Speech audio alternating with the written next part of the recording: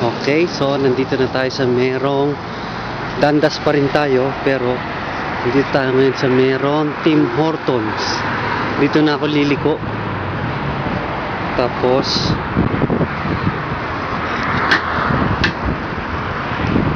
diretso lang to.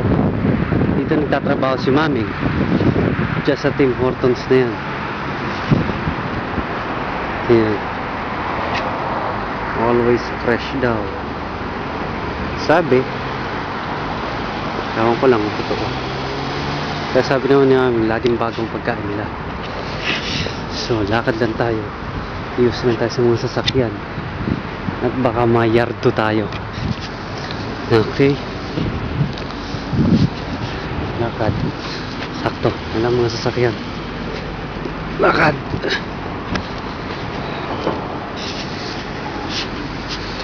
Okay, so nandito may mga sasakyan, lakad-lakad lang muna.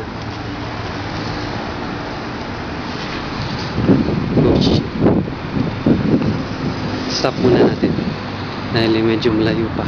Doon pa sa corner na yan, so may pulang signal.